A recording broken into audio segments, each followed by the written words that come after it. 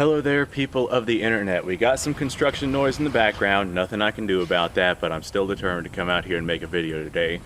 So before we get started, I want to go ahead and give some shout outs to some Patreon supporters. First shout out I'm going to give is to a man named Randy Cannon. Badass name, makes me want a cannon. As a matter of fact, as the channel grows, maybe that's something I'll do later on in life. I know the car over there could definitely use a cannonball or two. Number two, I never thought that I'd get any Patreons at this level of donations, but I did get a $20 Patreon. And although he only gave one $20 donation before he went ahead and signed off on that Patreon donation account setting, whatever, I still decided that just because I want to do this, exactly this, anyone who signs up for that $20 donation, even if they just donate one time, then this is still going to happen to them. So one of the benefits for that Patreon donation is I will take their name and I was going to, put it on a shirt, which is exactly what I did. The guy's Patreon name was Art, so there we go. Art, right on the shirt. My ideology behind making this, although I never thought that I'd actually get around to making it, but I want to think that like in the next 5 years or so, even if it's just people that donated one time, their name still gets stuck on this shirt. But I wanted to, in the next 5 years or so, have just a shirt absolutely lathered with names. I would rather signatures, but unfortunately, since I am not around the Patreons who are able to sign the shirt themselves, they're going to have to settle for my own signatures and just their names. So I wanted to go ahead and point this out just because it's one of the benefits that I said I'd do. Not only that, but it would be really cool to have a shirt just absolutely lathered in signatures of the people that have helped me grow, like significantly helped me grow as time has gone on. And I feel like we're making some pretty good steps in that direction. The channel is definitely growing, and I appreciate every single one of you who decides to subscribe and stick around and be with me on my journey that is making a gun channel during the time of the most anti-gun movements we are seeing here in the United States. Anyway, uno momento por favor. I am out here with my Star Model BM. You guys have seen this before on the channel. I shot this the other day and it was so much fun that I decided to come out and shoot it again. I wanted to go ahead and talk about my the grip that I have on my handguns and how my grip in particular for the longest time was proper but improper for me, and I thought that just enough practice with it and whatnot would eventually make me accurate, which never happened. I was always quite inaccurate with handguns, and that's because the grip, although it was proper, it never quite felt right. Like my old grip was the way it was supposed to be, and I mean I'd push and I'd pull and it was the way that it was supposed to be whenever it comes to your modern gripping selections. Now there's older methods of gripping the handguns. Hell, there was a point in time where military doctrine said you could only fire your handgun with one hand as opposed to stabilizing it with your second hand. Then came the cup and salsa technique, and that was quickly outclassed by the more modern, more conventional gripping techniques. But I've tried a bunch of them, and none of them really felt right. And my gripping technique that I use nowadays is actually one that I learned on accident. So I have a Turkish-made 1911 A1 clone, and this 1911 A1 clone, the hammer profile is a little bit different, and she likes to nibble. The hammer bites on that thing are pretty atrocious. And one day while I was out shooting that 1911 A1, my hand from the hammer bites was starting to get pretty sore and pretty raw. So I was like, all right, well, I'm going to go ahead and shift my hand around and let that hammer start biting another part of my hand. So I had shifted my hand around, and I actually stuck the ball of my thumb up underneath the what would you call this, the beaver tail. And I was like, all right, well, that's a different grip. And like as I was shooting it, I was like, hey, this is actually way more comfortable and it feels more natural than the grip I had been using. And lo and behold, my accuracy had also dramatically increased from this new grip that I had taken up. So I was like, all right, just for giggles, let's swap back to the old one. Again, it didn't feel right. I was back to my old inaccurate ways, and then I just went back to my my newfound accidentally procured gripping method, and I discovered that I was a lot more accurate and a lot more comfortable with that. So my advice to anyone out there who's inaccurate with handguns: if you practice the same grip over and over and over and over and over and you're not seeing any real increase in accuracy, try just moving the gun around a little bit. Even if you're just slightly turning it in your hands like I did, I found a grip that was actually very, very nice in my hands, that was very comfortable to use. So that is my new gripping method for my handguns, and I am quite a deal bit more accurate than I was with my old gripping method.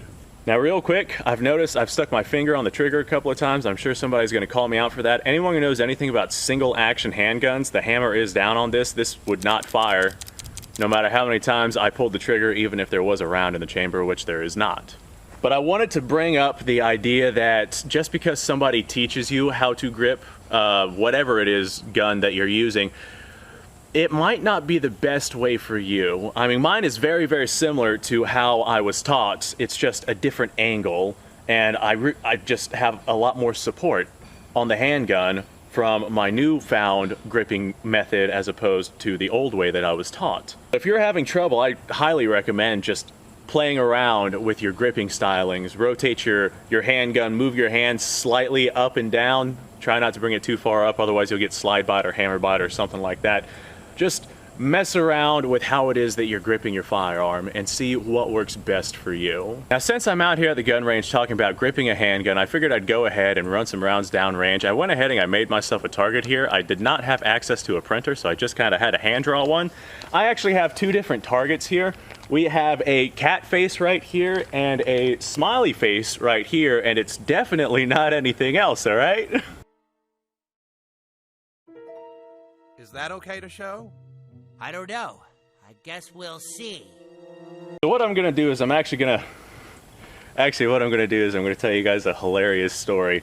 Whenever I was making this, I had actually made two of them, two pieces of paper right next to each other, and they were on my kitchen counter, and I drew them, and the marker bled through the paper, and now I have two definitely not dicks drawn on my counter that I have to explain to my family, and explaining how I not only accidentally drew one, but two absolutely not dicks on my counter is going to be, they're not going to be surprised, honestly.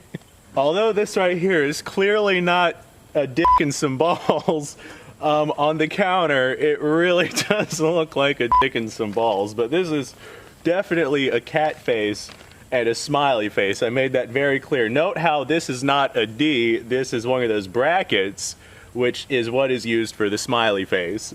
So I'm gonna go ahead and tape this up to that tree. We're standing at about, oh, I don't know, 7, maybe 8 yards approximately, rough estimation.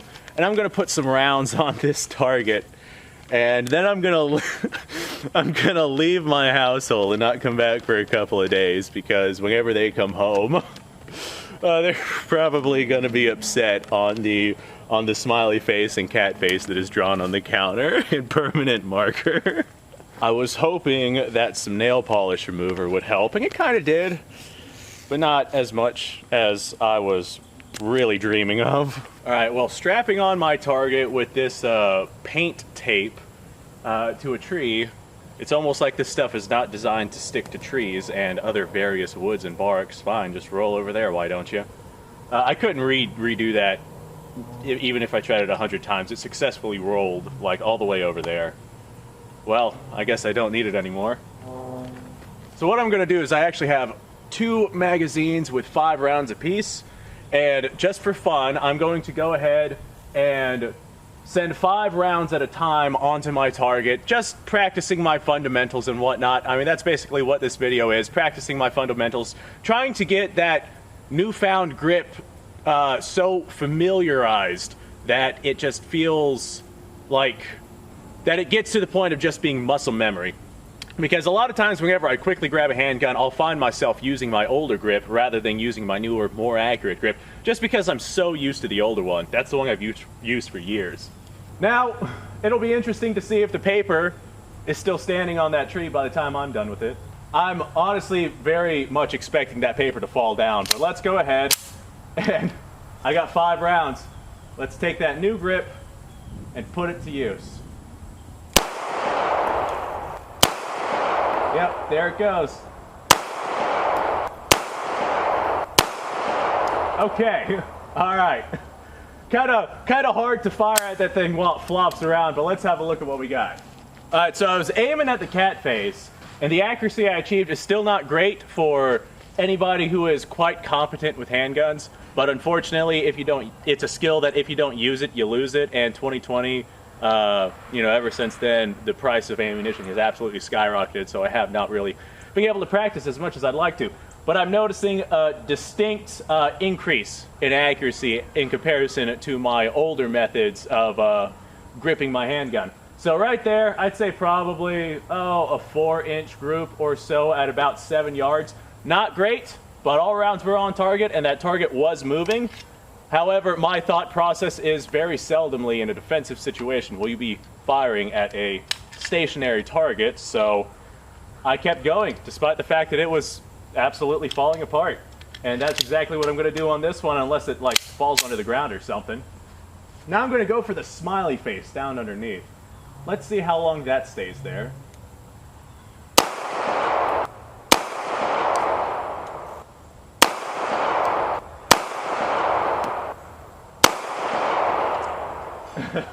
Okay, all right, that time I definitely took my sweet time. I'll go ahead and edit out the length between shots. But I went ahead and I took my sweet time, and I can actually see how, although my elevation is quite on, I'm still pulling just a hair left and right, but we still have probably about, I don't know, I'm down right there, about a 2.5-inch spread at 7 yards. Not impressive, but way better than what I used to do. I remember trying something very similar to this not too terribly long ago whenever I was using my older methods, and I actually got rounds off target, off the paper, so this is a massive, massive improvement. Let me check this real quick. All right, so on the cat face, you can see how I was a little bit spread out. I wasn't really practicing my fundamentals like I was down here on the smiley face. This one right here, I was just kind of blasting and practicing the motions behind my new technique. Whereas this one, the smiley face, you can see how I was really trying to focus on hitting in relatively the same spot, but my trigger control definitely needs a little bit of work, but that right there is far from unacceptable. My elevation skills definitely right where they need to be. Just the fact that I'm drifting left to right means I'm pulling that gun ever so slightly left to right, which is what I have to work on next. Now, I did hit all 5 rounds on each time. We got 1, 2, 3, and 4 and 5 right here. They actually stacked in the same hole. Same thing right here. We got 1, 2, 3, and 4 and 5 stacked in the same hole right there. I have no idea how I'm going to explain to my family why I have not just 1, but 2 of these drawn. Get out of here, you. Go play over there. Drawn on the kitchen counter. Anyway, that's not what this story is about. Although it is important to practice your fundamentals and what you have been taught, sometimes maneuvering your way through what works best for you is better than what you've learned from somebody else, especially in terms of grips, posturing, follow-ups, things like that. I've been taught all different sorts of techniques that have made other people like tremendously amazing shooters, and yet I am just completely unable to even begin to wrap my head around them. Well, I guess technically my hand's around them, but I'm completely unable to really understand the concept, and as a result, using their techniques that they've developed, they've learned on, it just doesn't work for me. And that's one of the things that I discovered whenever I had accidentally come across this new grip for this handgun. So I've actually been practicing different grip techniques, not only for handguns, but all of my different firearms, including long guns. Ooh, I got the hiccups. I apologize about that. And I mean, I still am using the same techniques that I had been taught, just with my own little twist. So I definitely recommend that you guys try doing that as well.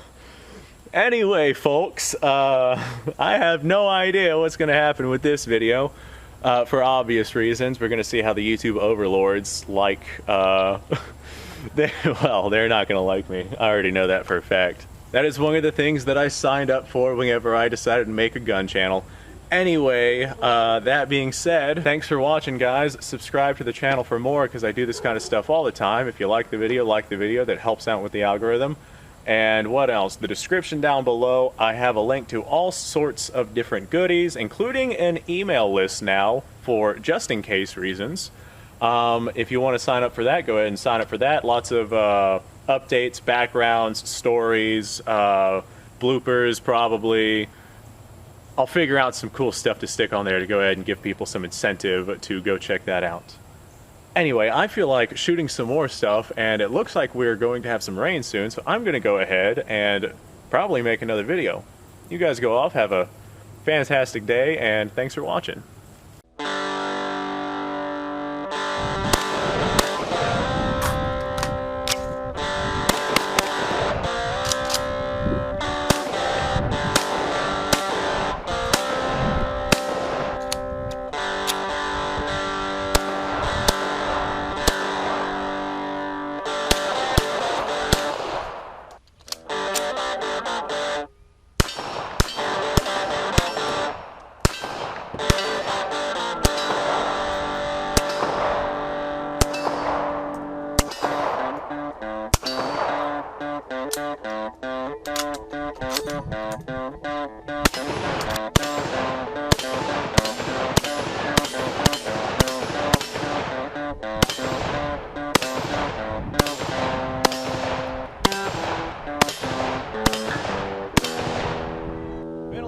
Since I've done this.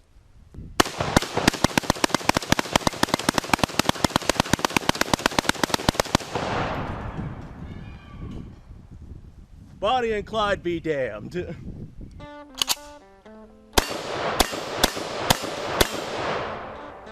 poor man's Garen.